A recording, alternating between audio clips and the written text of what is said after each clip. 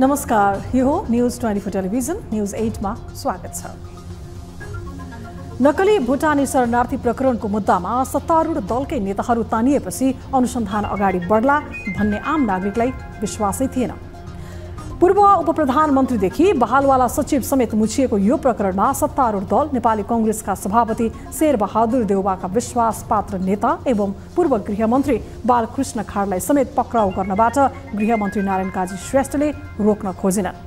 पूर्व उपप्रधानमन्त्री टोपबहादुर रायमाझी, पूर्व गृहमन्त्री बालकृष्ण खाड, कांग्रेस संविधान सभा सदस्य आङटाबा शेर्पा, पूर्व गृहमन्त्री रामबहादुर थापाका सुरक्षा सल्लाहकार इन्द्रजित राई लगायत पूर्वपक्षका लागि थुनामै छन्।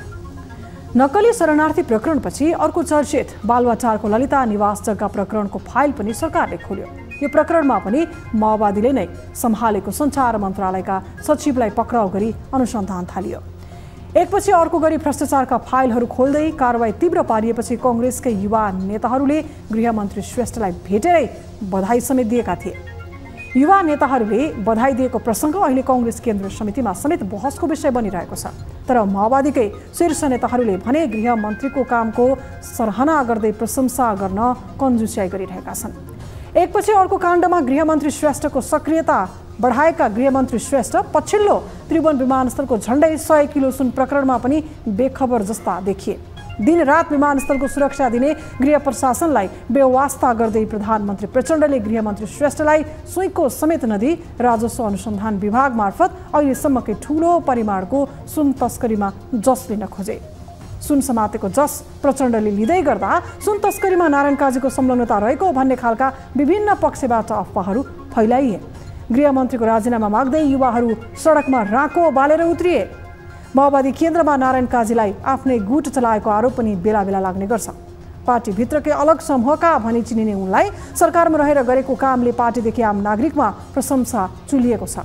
त्यसैले श्रेष्ठको गतिलाई रोक्न पार्टीभित्र वा बाहिरबाट कसैले खेल खेल्ने काम नगरोस्। यसले भोलिका दिनमा पार्टीलाई मात्र होइन देशलाई नै क्षति पुर्याउनेछ। अब न्यूज 8 का हेडलाइन्स। नेपाल राष्ट्र बैंकद्वारा चालू आर्थिक वर्ष 2080-81 का लागि मौद्रिक नीति सार्वजनिक। बैंक दर यथावत, नीतिगत दरमा सामान्य लचकता, घर जग्गा कारोबारमा यस अघिकै नीतिको निरन्तरता। लचिलो मौद्रिक नीतिको कार्यदिशा अवलम्बन गर्ने। नक्कली शरणार्थी प्रकरणमा थुनामा रहेका कांग्रेस नेता खाडको बचाउ गर्दै कांग्रेस संस्थापन पक्षका नेताहरू भ्रष्टाचारीको संरक्षणसँगै कांग्रेसमा रूपान्तरण अभियानको औचित्यमाथि प्रश्न। उहाँ पार्टीको साथी हो, हाम्रै साथी हो, उहाँलाई अहिले अभियोग मात्रै लगाएको। विभिन्न टुक्रामा विभाजित कम्युनिस्ट पार्टीका नेताहरू पुनः कम्युनिस्ट एकतामा जोड। पुष्पलालको कम्युनिस्ट आदर्श भने स्खलनको बाटोमा। 2-3 पार्टी मात्रै मिलेर चाहिँ मोर्चा बनाउनु, त्यस्तो काम नगर्नुहोस्, त्यो सबै मिल्नुपर्छ। देशैभरका गाई भैँसीमा लम्पी स्किन संक्रमणको महामारी कायमै। 48,133 पशुको मृत्यु, 1,26 अर्ब बराबरको आर्थिक क्षति हुने प्रक्षेपण।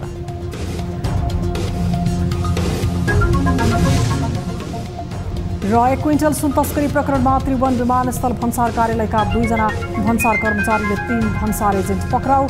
सुन प्रकरणमा पक्राउ पर्नेको संख्या 16 पुग्यो।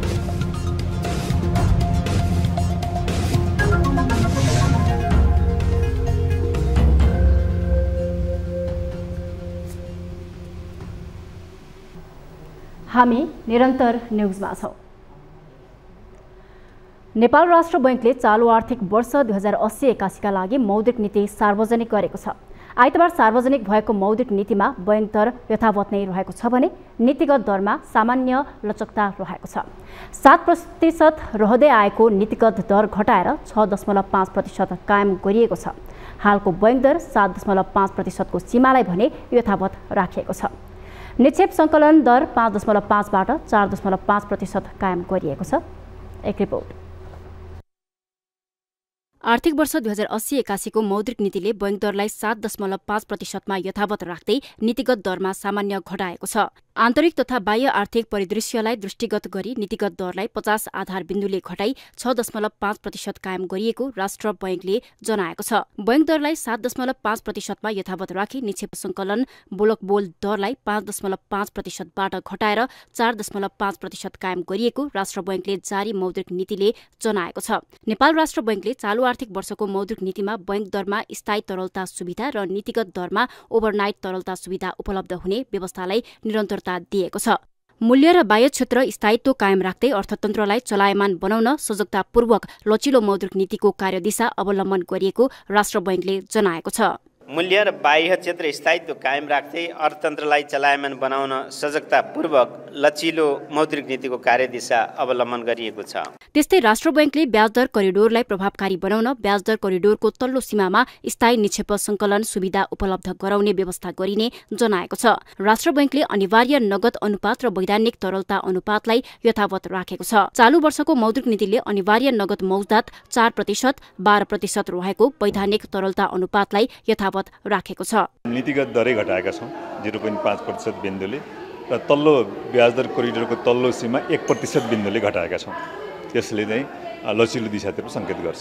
मौद्रिक नीति मार्फत राष्ट्र बैंकले बचत तथा ऋण सहकारी संस्थाको प्रभावकारी नियमन तथा सुपरिवेक्षणका लागि छुट्टै विशिष्टीकृत नियामक निकाय स्थापना गर्न आवश्यक सहजीकरण गर्ने भएको छ। राष्ट्र बैंकले चालू आर्थिक वर्षमा निजी क्षेत्रमा जाने कर्जा 11.5%ले बढ्ने अनुमान गरेको छ।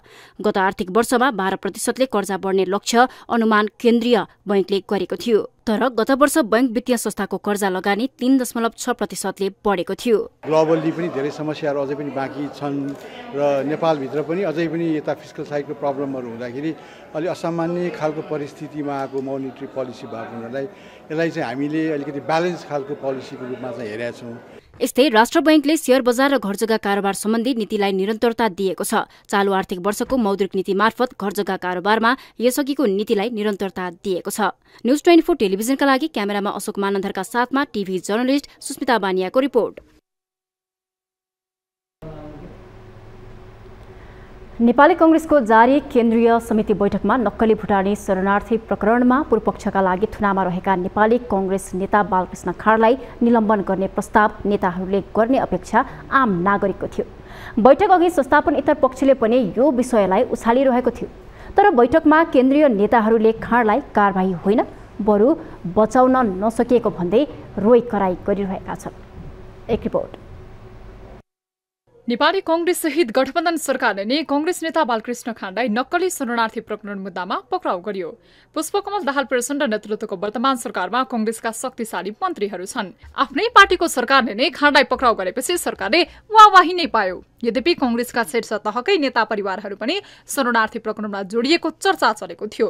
ती कतिपय नेताहरू भने पक्राउ परेका छैनन्। पार्टीप्रति जनताको आकर्षण घटिरहेका बेला भ्रष्ट नेताहरूलाई छुट दिन नहुने पक्षमा कांग्रेसकै इतर पक्ष देखिए। केन्द्रीय समितिको बैठकको एजेन्डा नभए पनि यो भ्रष्टाचारका विषयहरू जबरजस्त उठाइने इतर पक्षका नेता एवं कांग्रेस महामन्त्री गगन थापाले बताउँदै आएका थिए। बैठकमा भ्रष्टाचार प्रकरण त उठ्यो तर पूर्वपक्षका लागि केन्द्रीय कारागार सुन्धारामा राखिएका खाँडलाई बचाउन नसकिएकोमा आत्मग्लानि गरिरहेका छन्। उनीहरूले आफ्नै पार्टीका साथीलाई बचाउने कि नबचाउने भन्दै नेतृत्वमाथि प्रश्न गरिरहेका छन्। हाम्रै बीचका साथी एकजनालाई आरोप लगाइएको छ, आरोपित हुनु छ, न्यायालयमा यो विचाराधीन मुद्दामा रहेको छ। तर हाम्रै पार्टीका साथीहरू के भन्नुहुन्छ भने यो आरोपलाई प्रमाणित गराउनलाई दबाब डालिरहनु भएको छ। यो न्यायालयको काम हो, न्यायालयले गर्ने काम हो। न्यायालय स्वतन्त्र न्यायपालिका नेपाली कांग्रेसको एउटा आधार हो। बैठकमा पेश गरिएका प्रस्तावित एजेन्डामाथिको छलफलमा भाग लिँदै कांग्रेस संस्थापन पक्षका नेताहरूले खाँडको बचाउ गरिरहेका छन्। कांग्रेस पदाधिकारीहरूबाटै खाँडको बचाउ गर्ने अभिव्यक्ति दिइरहेका छन्। कांग्रेस सहमहामन्त्री महेन्द्र यादवले खाँडलाई फसाउने काम भएको दावी गरेका छन्। नेपाली नागरिकलाई अनागरिक बनाएर अमेरिका लैजाने जस्तो गम्भीर मुद्दामा पक्राउ परेका खाँडलाई राजद्रोहको मुद्दा लगाएको पनि यादवले असन्तुष्टि व्यक्त गरेका छन्। अहिलेसम्मकै अनुसन्धानबाट न कुनै जायरी छ, न कुनै उहाँलाई कसैले पोलेको छ, न कुनै प्रमाण भेटिएको छ। तर थप मुद्दा राजद्रोह समेत उहाँलाई लगाइएको छ। यो लेनदेनको मुद्दामा ठगीमा राजद्रोह लगाउने हो भने दिनका 10-20वटा राजदूत लाग्छ। त्यसैले आदरणीय साथीहरू, उहाँ पार्टीको साथी हो, हाम्रै साथी हो, उहाँलाई अहिले अभियोग मात्रै लगाएको छ।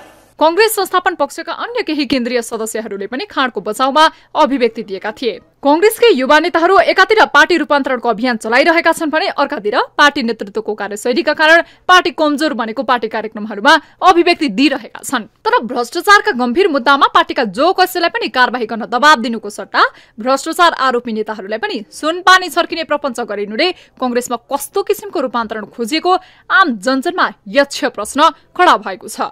न्यूज 24 टेलिभिजनका लागि राजनीतिक ब्युरो। पुष्पलाल श्रेष्ठ नेपाली कम्युनिस्ट आन्दोलनको प्रमुख हिस्सा हुन्। पञ्चायत नफाले नेपाली जनताले मुक्ति पाउँदैनन् भन्नेमा दृढ पुष्पलाल कठोर सादगी जीवन र चुनौतीलाई सहज स्वीकार गर्ने कम्युनिस्ट नेता हुन्। यस्तै विशेषता र आदर्श बोकेका पुष्पलाल जस्ता थुप्रै नेताहरूका कारण अहिले पनि नेपाल कम्युनिस्ट जनमत राम्रो रहेको मुलुक कहलिँदै आएको छ। तर पुष्पलाललाई आदर्श मान्ने कम्युनिस्ट पार्टीहरू भने नामका पछाडि विभिन्न फुर्कोहरू झुन्ड्याएर दर्जन बढीमा विभाजित छन्। तिनै विभिन्न कम्युनिस्टहरू सत्ता र स्वार्थ केन्द्रित बन्दा के पुष्पलालको त्याग, बलिदान र हिम्मतको सम्मान हुन सक्ला? एक रिपोर्ट। विक्रम सम्वत 1981 असार 15 गते रामेछापको भङ्गेरीमा जन्मिएका पुष्पलालको 2035 साल साउन 7 गते भारतको गोविन्द वल्लभ पन्त अस्पतालमा उपचारको क्रममा निधन भएको थियो। पञ्चायत विरोधी आन्दोलनमा लागेकै कारण जेलदेखि निर्वासनसम्म भोगेका उनी कम्युनिस्ट आन्दोलनका प्रमुख र अध्ययनशील पात्र हुन्। शहीद गंगालाल श्रेष्ठका भाइ समेत रहेका उनले 2006 साल वैशाख 10 गते भारतको कोलकातामा विभिन्न व्यक्तिहरूसँग मिलेर कम्युनिस्ट पार्टीको स्थापना गरे। पुष्पलालले स्थापना गरेको कम्युनिस्ट पार्टीहरू अहिले विभिन्न धार र नाममा विभक्त छन्। नेपालका सबै खाले कम्युनिस्ट पार्टीले उनको योगदानलाई स्मरण पनि गर्दै आएका छन्। आज उनको 45औं स्मृति दिवस भएकाले पुष्पलाललाई विभिन्न कार्यक्रम गरेर सम्झना गरिएको छ। यही क्रममा नेकपा एमालेका महासचिव शंकर पोखरेलले त पुष्पलालले स्थापना गरेको पार्टी नै एमाले रहेको दावी गरेका छन्। रामेछाप पुगेका महासचिव पोखरेलले एमाले नै जनताको आकांक्षा पूरा गर्ने पार्टी भएको भन्दै यस्तो दावी गरे। तर यता पूर्व उपप्रधान एवं गृहमन्त्री समेत रहेका नेकपा एकता राष्ट्रिय अभियानका अध्यक्ष वामदेव गौतमले सबै कम्युनिस्टहरूलाई एकताबद्ध हुन आह्वान गरेका छन्। लोकतान्त्रिक मूल्य मान्यता आधारित समाजवाद, समृद्ध समाजवाद हामीले राखेर भयो, कम्युनिस्टहरूले राखेको थियो कांग्रेससित सम्झौता गरेर हो। त्यो प्राप्तिको निम्ति हामी अब मोर्चामा आबद्ध हुनुपर्छ, जसको सुरुवात प्रचण्ड, कमरेड माधव नेपाल र अरूहरू मिलेर गर्नुभएको छ। तपाईहरुले राम्रो काम सुरु गर्नुभएको छ, तर 2-3वटा पार्टी मात्रै मिलेर चाहिँ मोर्चा बनाउन त्यस्तो काम नगर्नुहोस्। त्यो सबै मिल्नुपर्छ, सबैलाई ल्याउन सक्नुपर्छ। वामदेवले पुष्पलालले देखेको सपना साकार पार्न कम्युनिस्ट पार्टीहरू एक भएर शक्ति आर्जन गर्नुपर्ने तर्क राखे। नेकपा एकीकृत समाजवादीका अध्यक्ष एवं पूर्व प्रधानमन्त्री माधव नेपालले कम्युनिस्ट पार्टीहरूलाई एक ठाउँमा ल्याउने कुरामा हरेस खान नहुने धारणा राखे। कम्युनिस्ट पार्टीहरू आफ्ना आफ्ना पसल थापेर बसेको भन्दै सबैलाई एक ठाउँमा ल्याउन जरुरी रहेको उनको तर्क छ। कम्युनिस्ट पार्टी सबैलाई मिलाउँ, उहाँले पनि पार्टीहरूलाई मिलाउनको लागि कमिटी नै बनाउनु भएको छ। धेरै अनुभव प्राप्त गर्नुभएको होला, अहिलेसम्म धेरैलाई मिलाइ पनि सक्नु भएको होला। अब कतिलाई मिलाउन मात्रै बाँकी होला भनेपछि कति गाह्रो हुन्छ। सबै आफ्ना आफ्ना चाहिँ एकदम पुरै पसल थापेर बसेका छन्, आफ्नै आफ्नै पाराले चलिरहेका छन्। त्यसका बावजुद पनि हामीले हरेस खानु हुँदैन। पुष्पलालले सादगी जीवन मात्रै व्यतीत गरेनन्, उनी लामो समय भारतमा निर्वासित जीवन नै भोगे। पञ्चायत विरुद्धको आन्दोलनमा शरीक हुने, समस्या, रोग, भोग र आन्दोलनको पक्षमा अडिग रहे। तर पुष्पलालले स्थापना गरेको कम्युनिस्ट जनमत ठूलो आकारमा फैलिए पनि किन एकीकृत हुन सकेन, यो अहम प्रश्न हो। कम्युनिस्ट पार्टीका नेताहरू सत्ता र स्वार्थ केन्द्रित बन्दा मात्रै यस्तो हुन पुगेको हो त? यस्तो प्रश्नले मात्रै यसको जवाब दिन सक्ने देखिन्न। पुष्पलालले छाडेको कम्युनिस्ट आदर्श स्खलनको बाटोमा गएकै कारण विभाजन र सत्ता शक्ति हत्याउने खेल हुन थालेको कतिपयको धारणा पाइन्छ। तर पुष्पलालले छाडेर गएको कम्युनिस्ट विरासत, त्याग, समर्पण, बलिदान, योगदान र सबै खाले मूल्य मान्यतालाई अंगीकार गर्दै अघि बढ्न सके मात्रै देशले निकास पाउने देखिन्छ। न्युज 24 टेलिभिजनका लागि राजनीतिक ब्युरो। हामी निरन्तर न्युजमा छौं। कुनै समय एमालेमा शक्तिशाली मानिने वामदेव गौतम अहिले घरको न घाटको जस्तै भएका छन्। घरि यता घरि उता गर्दै राजनीतिक रोटी सेक्ने वामदेवलाई उनकै समकालीन नेताहरूले पत्याउन छाडेपछि पार्टी र सत्ता राजनीतिमा उनको पकड कमजोर बनेको छ। हाल बहाल रहेको राष्ट्रिय सभा पदको अवधि सकिएपछि वामदेवको राजनीति रसविहीन बन्नेछ। एक रिपोर्ट। केही दिन अघि एमालेले 70 वर्षीय उमेरहदलाई निलम्बन गरेको मौका छोपेर यो एकता अभियानलाई एमालेमै विसर्जन गर्ने उनको प्रयास पनि ओली दाहिना नबनेपछि तुहियो। न त समाजवादी दलहरूले मोर्चा बनाउँदा सम्मानित भूमिकाको आशा गरेका वामदेवलाई प्रचण्ड माधवले पत्याए। आफूलाई ओली नेपालले पत्याएको भए नेकपा पनि जोगाउने, एमाले फुटबाट पनि बचाउने र हाल समाजवादी मोर्चामा समावेश गराइएको भए यसलाई पनि सशक्त बनाउने क्षमता रहेको दाबी वामदेवले बारम्बार गर्ने गरेका छन्। तर वास्तविकता के हो भने समकालीन राजनीतिमा कसैसँग पनि मिल्न नसक्ने, मनमौजी अभिव्यक्ति दिँदै हिँड्ने र मिलाप भन्दा पनि विभाजनको कारक बन्ने अवगुणका कारण कसैले पनि उनलाई आफ्नो टिममा लिन नचाहेका हुने। यसको तुस वामदेवले हरेक सार्वजनिक कार्यक्रमहरूमा पोख्दै आएका छन्। मैले त पार्टी भित्र अन्तर पार्टी सङ्घर्ष गरौँ भनेर भन्नको निम्ति साथ दिएको, पार्टी फुटाउनुको साथ दिन। जब प्रचण्ड, माधव, झलनाथहरूले पार्टी फुट्छ भनेर उहाँहरूले त्यो अभियान सब आन्दोलन गर्न थाल्नुभयो। हो त्यसपछि म अलग भएँ, तपाईँहरूसित म छैन भनेर भने। पुसको 4 गते केपी र प्रचण्ड भेट हुनुभएको थियो। त्यहाँ केपीले भन्नुभयो कि त्यो मलाई लगाएको आरोप फिर्ता लिनुहोस् र पार्टी एकता गरौँ। मैले उहाँलाई भने प्रचण्डलाई त्यो फिर्ता ल्याउँ कमरेड, फिर्ता ल्याउँ, अब पार्टी जोगाउनुपर्छ, एकीकृत गरेर हामी अगाडि जानुपर्छ भनेर भने। उहाँले तथा नाम तपाईँले गर्नुभयो, तपाईँले लेख्न लगाउनुभयो, तपाईँले यसो गर्नुभयो, उसो गर्नुभयो भनेर चाहिँ भन्नुभयो। मलाई आरोप लगाउनु भयो, लेखेको उहाँले नै हो। मैले 1-2वटा विषय अगाडि सारेँ, त्यो उहाँले समावेश गर्नुभएको छ, त्यति मात्रै। तर नेपालका यी 2टा ठुला कम्युनिस्ट पार्टीका ठुला नेताहरू त्यो क्षमता, आफ्नो कमी कमजोरीलाई देख्न सक्ने त्यो क्षमता चाहिन्छ। त्यो क्षमता मैले पटक्कै पाएँ। हाल वामदेवले आफूलाई जति ओजनदार र राजनीतिक खेलाडी सम्झिन्छन् उनी त्योभन्दा कैयौं गुणा कमजोर बनिसकेका छन्। वामदेवसँग अहिले न जनाधार छ न राजनीतिक दलको साथ छ। 2074 को निर्वाचनमा पराजित भएपछि वामदेवको ओह्रालो यात्रा सुरु भएको हो। तत्कालीन वाम गठबन्धनको उम्मेद्वार हुनुको बावजुद पनि उनी कांग्रेस उम्मेद्वार सञ्जय गौतमसँग पराजित भएका थिए। वामदेवलाई एमाले भित्रैबाट षड्यन्त्र भएको बताइन्छ। यसको कारण थियो वामदेवको प्रधानमन्त्री बन्ने अस्वाभाविक आकांक्षा। प्रतिनिधि सभामा पराजित भए पनि वामदेव केपी ओलीको कृपाले राष्ट्रिय सभामा निर्वाचित भएका थिए। नेकपामा चलिरहेको ओली भर्सेस प्रचण्ड माधव बीचको द्वन्द्वमा वामदेवलाई आफ्नो पक्षमा लिन ओलीले काखी च्यापेका थिए। तर नेकपामा खटपट सुरु भएदेखि नै वामदेवले मध्यमार्गी बाटो समाते। उनी कहिले ओली त कहिले प्रचण्ड माधवको पक्षमा लाग्न थाले, जसका कारण कुनै पनि समूहले उनलाई पत्याएन। कतैबाट पनि भाउ नपाएका वामदेवलाई न त एमालेमै रहने वातावरण बन्यो, न त उनी माधव नेपालसँग नयाँ दलमा हाजिर हुन सके। यत्र तत्र सर्वत्र शक्तिहीन बनेका वामदेवको अहिलेको दैनिकी कोही कतैबाट कृपा भए राजनीतिमा कमब्याक गर्ने बाटो चिहाउँदै जाने गरेको छ।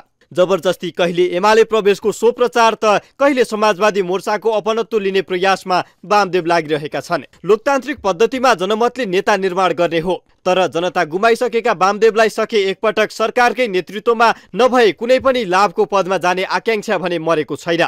शनिबार पत्रकारहरूसँगको एउटा अन्तर्वार्तामा वामदेवले चोरको खुट्टा काट भन्दा फुत्त खुट्टा ताने जस्तो शैलीमा पछिल्लो समय चर्चामा रहेको सुनकाण्डमा राजनीतिज्ञको बचाउ गरे। त्रिभुवन विमानस्थल स्थित भन्सारमा हुने अनियमितता र बदमाशीमा भन्सारकै कर्मचारीको मुख्य हात हुने र त्यसमा राजनीतिक नेतृत्वको हात नहुने भन्दै उनले बचाउ गरेका थिए। जाँच पडताल गर्दै जाँदा लहरो तान्दाखेरि पहरो गर्जने जस्ता हाम्रा उखानहरू छन्। त्यस्तो भयो भने मात्र मन्त्री पनि प्रधानमन्त्री पनि को तानिन सक्ने स्थिति आउन सक्छ, नत्र भने त्यहाँ खटेका कर्मचारीहरू नै मुख्य रूपमा दोषी हुन्छन्। त्यस भएर त्यो सुन आओस् कि अरू कुनै सुनभन्दा अरू विषयहरू चाहिँ आउन् कि, तर त्यसमा सिधै मन्त्री जोडिने, प्रधानमन्त्री जोडिने, राष्ट्रपति जोडिने हुँदैन। वामदेवको यस्तो अभिव्यक्ति हालको सुन प्रकरणमा भन्दा आफू गृहमन्त्री हुँदाको परिवेशसँग बढी जोडिएको थियो। सुनकाण्डकै हल्लाखल्ला चलिरहँदा आफ्नै नाम जोडिएको पुरानो दागलाई उनले मेटाउन खोजेका थिए, तर यसलाई पत्याइदिने जमात भने शून्य प्राय नै छ। किनकि नेपालमा विमानस्थलबाट सुन तस्करी हुने परिपाटीलाई संस्थागत गर्ने गृहमन्त्री वामदेव गौतम नै हुन् भन्ने कतिपयको ठोकुवा छ। तत्कालीन राष्ट्रिय प्रजातन्त्र पार्टीका लोकेन्द्र बहादुर चन्द प्रधानमन्त्री र नेकपा एमालेका वामदेव गौतम उपप्रधानमन्त्री तथा गृहमन्त्री रहेको सरकारको पालामा तस्करी संस्थागत भएको आवाज संसदमा उठेपछि विषम 2054 सालमा संयुक्त संसदीय समिति नै बनाइएको थियो। तर सो प्रकरणलाई समेत चोख्याउने प्रयास स्वरूप वामदेवले आज पनि अभिव्यक्ति दिँदै हिँडेका छन्। वामदेवको संलग्नता के कति हो उनी आफै जानुन्, तर सुनकाण्डको चर्काचर्की चलिरहेका बेला उनको यस्तो दाबी आउनुले सबैलाई अचम्मित पारेको छ। वामदेवलाई समग्रमा नियाल्दा राजनीतिक दल, सरकार, शक्ति र जनमत सबैबाट उनी टाढिँदै गएका छन्। उनले अब राष्ट्रिय राजनीतिमा चाहेर पनि ब्याक हुन सक्ने आधार बाँकी छैन। हाल बहाल रहेको राष्ट्रिय सभा सदस्यको अवधि सकिएपछि वामदेवको राजनीति रसविहीन बन्नेछ। सायद सोही नियतिबाट बच्ने प्रयास स्वरूप सार्वजनिक खपतकै लागि भए पनि वामदेव अनावश्यक आरोप प्रत्यारोप र टीका टिप्पणीमा केन्द्रित हुने गरेका छन्।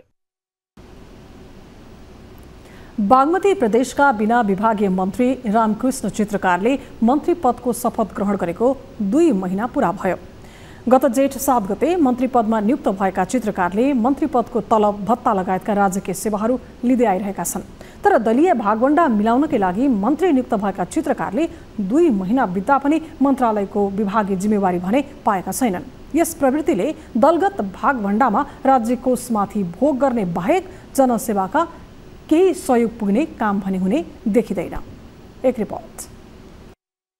बागमती प्रदेश सरकारमा दोस्रो कार्यकाल सुरु भए लगत्तै बजेट कटौती गर्ने भन्दै 14 मन्त्रालयबाट 11 मन्त्रालय बनाइयो। मुख्यमन्त्रीको शपथ खाने बित्तिकै मन्त्रालय घटाउने पहिलो निर्णयमा हस्ताक्षर गरेका मुख्यमन्त्री शालिग्राम जमकटेललाई आफ्नै निर्णय भारी पर्यो। तत्कालीन एमाले, राप्रपा र माओवादी मिलेर बनेको सरकार विघटन भएपछि माओवादीले कांग्रेस र एकीकृत समाजवादीसँग मिलेर सरकार बनायो। तर प्रदेश सभाकै ठूलो दलको हैसियतमा रहेको कांग्रेसलाई मिलाएर सरकारमा लैजान मुख्यमन्त्रीले अनेक चुनौती खेप्नु पर्यो। आफ्नो पद र गठबन्धन जोगाउन केन्द्रबाटै निर्देशन पाएका मुख्यमन्त्री जमकटेलले मिलेर जाने तर मन्त्रालय नबढाउने ढिप्पी नगरेका भने होइनन्। तर प्रदेशले यी विषयको टुङ्गो लगाउन नसकेपछि केन्द्रीय निर्देशन अनुसार नै दलगत भागवण्डा मिलाउन कांग्रेसले मागे जति नै अर्थात् 6 जना नै मन्त्री बनाइयो। 11 मन्त्रालय रहेको बागमतीमा 12 जना मन्त्री नियुक्त हुँदा बिना विभागीय मन्त्री रामकृष्ण चित्रकारले अझैसम्म पनि मन्त्रालयगत जिम्मेवारी सम्हाल्न पाएका छैनन्। अहिलेसम्म पनि नटुङ्गिँदाखेरि जुन काम गर्ने हुटहुटी मसँग छ, जुन उत्साह र उमङ्ग जोसका साथ म प्रदेशमा आएको छु, जनताले मलाई पठाएको छ, त्यसलाई कार्ययोजना बनाएर अगाडि बढ्न सकेको अवस्था छैन। पदीय जिम्मेवारी नदिँदा काम गर्न असहज भइरहेको गुनासो गर्दै आएका उनलाई कुन मन्त्रालय दिने भन्ने विषयमा छलफल भइरहेको पनि लामो समय भयो। भागवण्डा मिलाउनका लागि मन्त्रीमा नियुक्त गरेर राज्य कोषको लाखौं रकम उनको तलब भत्ता, आवास लगायतमा खर्च भइरहँदा जिम्मेवारी तोक्न भने आफ्नै पार्टीले समेत आलटाल गर्दै आएको पाइन्छ। सत्ता गठबन्धनमै रहेका दलहरू मात्रै नभएर कांग्रेसकै सांसदहरूको समेत अन्तर्विरोधका कारण चित्रकारका लागि मन्त्रालय छुट्याउन नसकिएको चर्चा पनि चल्दै आएको छ। हुन त उनलाई मन्त्रालय छुट्याए सरकारले आफैले गरेको निर्णय उल्ट्याउला त यो पनि चासोको विषय हो। तर अब मन्त्रालय थप गर्ने सम्भावना भने उच्च छ। मन्त्रालयको संख्या नथप्ने अब त्यो पहिलाको कुरा हो, त्यही अनुसार घटाएको पनि हो। तर फेरि विशिष्ट अवस्थामा हामीले सोच्नुपर्ने पनि हुन्छ। र अर्को जहाँसम्म राज्य मन्त्रीको कुरा छ, राज्य मन्त्रीको विषयमा पनि छलफल चलेकै छ। तर हामी राज्य मन्त्री नराख्ने भन्ने एउटा निष्कर्षमा पुगेको हुनाले त्यो विषयमा अहिले राज्य मन्त्री राखेर नै जाने भन्ने कुनै ठोस त्यस्तो निर्णय चाहिँ छैन। यता मन्त्री चित्रकारलाई विभागीय जिम्मेवारी दिन भौतिक तथा पूर्वाधार विकास मन्त्रालय फुटाएर शहरी विकास मन्त्रालय दिने तयारी भइरहेको मुख्यमन्त्री तथा मन्त्री परिषद कार्यालय स्रोतको दाबी छ। भागवण्डा मिलाउन मन्त्रालय गाभ्ने र फुटाउने यो प्रवृत्तिले राजनीतिक दाउपेचमा राज्य कोषमाथिको मनपरीलाई प्रष्ट पारेको देखिन्छ। न्यूज 24 टेलिभिजनका लागि मकवानपुरबाट टिभी जर्नलिस्ट सुनिता विष्टको रिपोर्ट। गत चैतेता नेपालमा लम्की स्किन संक्रमणले महामारीको रूप लिइरहेको छ। नेपालमा 2077 साल साउन 22 मा पहिलो पटक मोरङ जिल्लामा लम्पी स्किनको संक्रमण पुष्टि भएको थियो। अहिले मुलुकभर नै संक्रमण फैलिसकेको छ। 48,133 पशुको मृत्यु भएको छ भने 1 खर्ब 26 अर्ब बराबरको आर्थिक क्षति हुने प्रक्षेपण गरिएको छ। अवस्था यस्तो भयानक हुँदा पनि सरकारले कुनै प्रभावकारी कदम चालेको देखिँदैन। एक रिपोर्ट। लम्पी स्किन रोगबाट साउन 4 गतेसम्ममा कोशी प्रदेशमा 4,804, मध्य प्रदेशमा 1,700, बागमती प्रदेशमा 3,476 पशुको मृत्यु भएको छ। त्यसै गरी गण्डकी प्रदेशमा 1,801, लुम्बिनीमा 4,000 र कर्णालीमा 6,741 पशुको मृत्यु भएको पशु विभागको तथ्याङ्क रहेको छ। सबैभन्दा धेरै सुदूरपश्चिम प्रदेशमा 25,601 पशु मरेका छन्। हाल संक्रमित पशुको संख्या 2,37,281 रहेको छ। सबैभन्दा धेरै बागमती प्रदेशमा 80,665 संक्रमित पशु रहेका छन्। त्यस्तै कोशीमा 16,551, मधेसमा 28,858, गण्डकीमा 16,973, लुम्बिनीमा 25,400, कर्णालीमा 32,343 र सुदूरपश्चिम प्रदेशमा 36,392 संक्रमित पशु रहेका छन्। हालसम्म 3,01,246 पशुलाई खोप लगाइएको छ। यो तथ्याङ्क हेर्दा पशु स्वास्थ्यका लागि सरकार जिम्मेवार नरहेको प्रश्न देखिन्छ। प्रत्येक स्थानीय तहमा 1 जना पशु चिकित्सक र प्रत्येक वडामा कम्तीमा 1 जना पशु प्राविधिक हुनुपर्ने कानुनी व्यवस्था छ। तर सो अनुसार धेरै क्षेत्रमा जनशक्ति छैन। जनशक्तिको कमीले खोप अभियान प्रभावकारी हुन नसकेको र थप क्षति हुन सक्ने विभाग आफै स्वीकार गर्छ। जहिले पनि रोग नियन्त्रण हुँदा पैसाले मात्र पनि काम गर्दैन, जनशक्ति चाहियो नि त। जनशक्ति चाहियो, प्राविधिक चाहियो, औषधि चाहियो, भ्याक्सिन चाहियो, लजिस्टिक चाहियो, गाडी चाहियो, फ्युल चाहियो। यी सबै कुराहरू चाहिँ जबसम्म हामीले चाहिँ स्थानीय पालिकामा चाहिँ उपलब्ध गराउँदैनौँ नि, यो लम्बी मात्र नभइकन यस्ता अरू धेरै रोगहरू हुन्छन् हैन, ती रोगहरूले चाहिँ क्षति बनाउँछ। यस्तो छ पशु चिकित्सकको अवस्था। 753 स्थानीय तहमध्ये 516 स्थानीय तहमा पशु चिकित्सक छैनन्। 237 स्थानीय तहमा मात्रै पशु चिकित्सक छन्। मुलुकभर करिब 6,000 वडा छन्। त्यसमध्ये करिब आधा वडा अर्थात् 3,600 वडामा पशु प्राविधिक छैनन्। प्राविधिक नहुँदा औषधिको व्यवस्था गर्न, खोप, निसंक्रमण रसायनको उपलब्धता तथा वितरण व्यवस्था गर्न, रोग थप फैलिन नदिन पशु क्वारेन्टिन चेकपोस्ट स्थापना गर्न कठिनाई भइरहेको छ। स्थानीय तहमा चाहिँ आउटब्रेक भएको चाहिँ सजिलै चाहिँ हामीलाई थाहा हुँदैन, जियोस्पेसियल विभागले थाहा हुँदैन है। प्रदेश र स्थानीय तहहरू चाहिँ आफ्नो तरिकाले चाहिँ इन्डिपेन्डेन्ट छन्। त्यो भएर पनि हाम्रो काउन्सिलले चाहिँ परिषदले के दिएको थियो भने एउटा कुनै रोग नियन्त्रण सम्बन्धी एउटा ऐन ल्याएर चाहिँ तिनै तहलाई चाहिँ म्यान्डेटरी बाँध्ने गरिकन चाहिँ हामीले चाहिँ अगाडि बढौँ, अनि मात्र रोग चाहिँ कन्ट्रोल हुने सम्भावना छ भन्ने हिसाबले चाहिँ हामीले त्यो हिसाबले पनि हामीले परामर्श दिएको। लम्पी स्किन नियन्त्रणका लागि तिनै तहका सरकारले काम गरिरहेको भए पनि पर्याप्त भने छैन। ग्रामीण भेगमा किसानको रोजगारी तथा आम्दानीको स्रोत गाई भैँसी रहेकाले रोजगारी गुमाउने जोखिम त छँदैछ, जीविकोपार्जनमा पनि समस्या निम्ताउने पक्का छ। लम्की स्किन रोगबाट हाल नेपालमा पशुको मृत्युदर 3.8% रहेको छ, जसका कारण अहिलेसम्म 27 अर्ब भन्दा बढीको क्षति भइसकेको छ र यसलाई नियन्त्रण गर्न सकिन भने 1 खर्ब भन्दा बढीको क्षति हुने भन्ने अनुमान गरिएको छ, जुन आर्थिक वर्ष 2080-81 को बजेटको 7.2% रहन्छ। लम्की स्किन रोगले देशको ठूलो अर्थतन्त्रमा प्रभाव पार्ने भएकाले यसतर्फ सरकारी निकायले ध्यान दिन जरुरी छ। न्यूज 24 टेलिभिजनका लागि क्यामेरामा प्रभात थापाका साथमा टिभी जर्नलिस्ट एलिसा आर्य, काठमाडौँ। नेपाल भारत सिमानामा भारततर्फ पर्ने बजारमा उच्च व्यापार हुँदा ती बजारले ओझेलमा परेका बर्दियाका बजारहरू अब भने पुनः लयमा फर्कने देखिएको छ। सरकारले गएको जेठ 15 गतेदेखि ल्याएको नीतिका कारण नेपाली बजारमा केही सुधारको संकेत देखिएको हो। एक रिपोर्ट। सरकारले गएको जेठ 15 गते आर्थिक वर्ष 2080-81 का लागि नीति तथा कार्यक्रम सार्वजनिक गर्यो। सोही नीतिमा भारत लगायतका अन्य मुलुकबाट नेपालीहरूले 100 भन्दा माथिको सामग्री ल्याउँदा अनिवार्य भन्सार तिर्नुपर्ने व्यवस्था भयो। यो नीतिले अहिले बर्दियाका व्यापारीहरूले राहत पाएका छन्। पछिल्लो समय नेपाल भारत सीमा क्षेत्रमा सञ्चालन भएका बजारहरूबाट अनाधिकृत रूपमा घरायसी सामानहरू भित्रिँदा धराशयी बन्दै गएको नेपाली बजारहरू सरकारको नीतिपछि केही फस्टाएको छ। नेपाल सरकारले ल्याएको जुन नीति छ, विदेशबाट अथवा इन्डियाबाट सामान ल्याउँदाखेरि नेपालमा ल्याउँदाखेरि 100 रुपियाँ भन्दा बढीको भन्सार लाग्ने जुन नीति ल्याएको छ, यसले गर्दाखेरि नेपाल सरकारलाई पनि राजस्व वृद्धि हुने एकातिर फाइदा छ भनेदेखि सीमा नाकामा बसेका व्यापारीहरू पनि हिजो जुन किसिमले व्यापार नभएर बस्नु परेको थियो। आज व्यापार वृद्धि भएको छ र यो एकदम आवश्यक थियो। नेपाल सरकारले गरेको नीतिलाई एकदम धन्यवाद दिन चाहन्छु। यसले व्यापारीहरूको नेपालको व्यापार व्यवसाय पनि वृद्धि हुनेछ। बर्दिया लगायत खुल्ला सीमा भएका जिल्लाहरूमा खुल्ला सिमानाका कारण व्यापारीहरू मर्कामा पर्दै आएका थिए। पटक पटक स्थानीय व्यापारीहरूले नेपाल सरकारलाई खुल्ला सिमानाबाट भएको सामान आयात बन्द गराउन माग गर्दै आएका थिए। अहिले उनीहरूको त्यो माग करिब सम्बोधन भएको छ। सरकारको नीतिले स्थानीय व्यापारीहरूलाई न्याय गरेको उनीहरू बताउँछन्। सुरक्षा निकाय विभिन्न निकायका सुरक्षाकर्मीहरूले रात्रकालीन जुन क्यारिङ हाम्रो यो सरल भाषामा भन्नुपर्दा क्यारिङवाला भन्छ, तिनीहरूले चाहिँ यो रात्रिकालीन समयमा चाहिँ सामग्रीहरू ल्याउने यस्तो किसिमको गतिविधिहरू यदि नियन्त्रण गर्न सक्यो भने पक्कै पनि हामी व्यवसायहरूलाई चाहिँ फाइदाजनक हुन्छ। बर्दिया जिल्लामा मात्र करिब आधा दर्जन भन्दा बढी भारतीय बजारहरू बलैगाउँ, लौकाही, कालाबन्जार, तिकुनिया, बठनिया बजार लगायतका क्षेत्रमा दैनिक जसो सयौंको संख्यामा मानिसहरू आवत जावत गर्दछन्। भारतीय बजारबाट सामान खरिद गरी फर्कने गरेका कारण नेपाली बजारहरू सुनसान हुने गरेका थिए, जसले गर्दा देशको राजस्वमा समेत असर पुगेको थियो।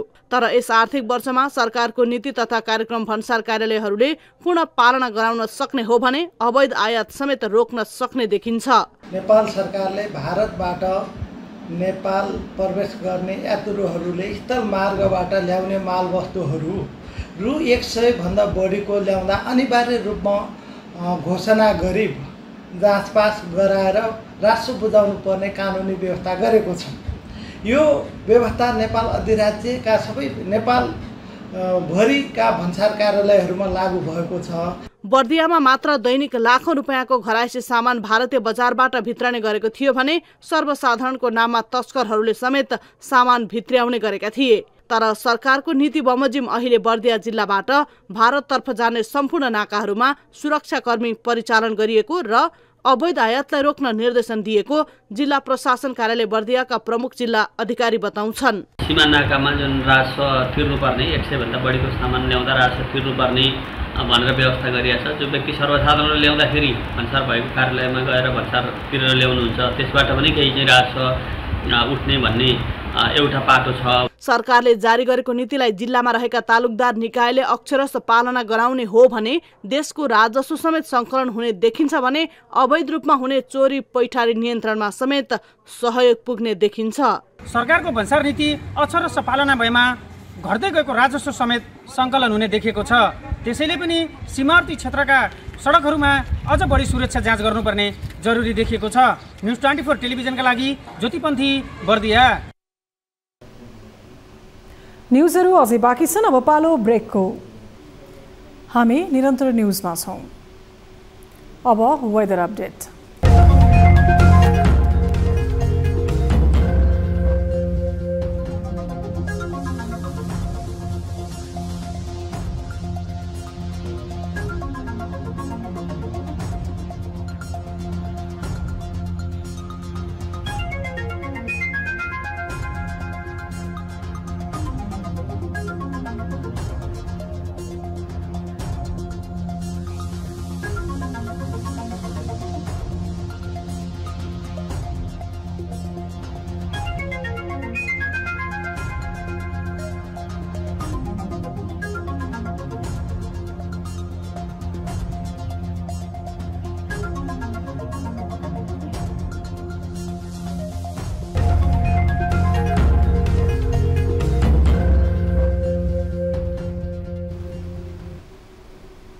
अब न्यूज 8 को अन्त्यमा पुनः हेडलाइन्स। नेपाल राष्ट्र बैंकद्वारा चालू आर्थिक वर्ष 2080-81 का लागि मौद्रिक नीति सार्वजनिक। बैंक दर यथावत, नीतिगत दरमा सामान्य लचकता, घर जग्गा कारोबारमा यस अघिकै नीतिको निरन्तरता। लचिलो मौद्रिक नीतिको कार्यदिशा अवलम्बन गरिएको छ। नक्कली शरणार्थी प्रकरणमा थुनामा रहेका कांग्रेस नेता खाँडको बचाउ गर्दै कांग्रेस संस्थापन पक्षका नेताहरू। भ्रष्टाचारीको संरक्षणसँगै कांग्रेसमा रूपान्तरण अभियानको औचित्यमाथि प्रश्न। उहाँ पार्टीको साथी हो, हाम्रै साथी हो, उहाँलाई अहिले अभियोग मात्रै लगाएको। विभिन्न टुक्रामा विभाजित कम्युनिस्ट पार्टीका नेताहरू पुनः कम्युनिस्ट एकतामा जोड। पुष्पलालको कम्युनिस्ट आदर्श भने स्खलनको बाटोमा। 2-3 पार्टी मात्रै मिलेर चाहिँ मोर्चा बनाउने त्यस्तो काम नगर्नुहोस्, त्यो सबै मिल्नुपर्छ। देशैभरका गाई भैँसीमा लम्पी स्किन संक्रमणको महामारी कायमै 48,133 पशुको मृत्यु 1 खर्ब 26 अर्ब बराबरको आर्थिक क्षति हुने प्रक्षेपण।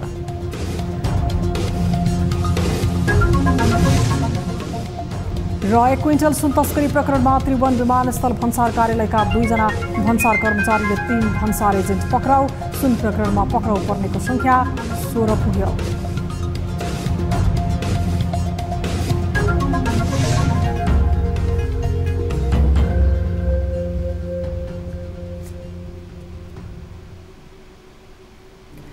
न्युज 8 अहिलेलाई यति नै। जाँदा जाँदै ताली र गालीका लागि हामीले सोधेको प्रश्नको अन्तिम नतिजा, यसपछि प्रसारण हुने कार्यक्रम सीधा कुरा जनतासँगमा हेर्न नभुल्नुहोला। थप न्युजका लागि हाम्रो वेबसाइट www.news24nepal.com हेर्नुहोला। साथै हामीलाई फेसबुक, ट्विटर र युट्युबमा पनि फलो गर्न सक्नुहुनेछ। यस्तै मोबाइल 5 वा इमेलबाट 24 हेल्प डेस्कमा समस्या र गुनासा छन् भने सम्पर्क गर्न सक्नुहुनेछ। अहिलेलाई बिदा दिनुहोस्। हामी निरन्तर न्युजमा छौँ। नमस्ते।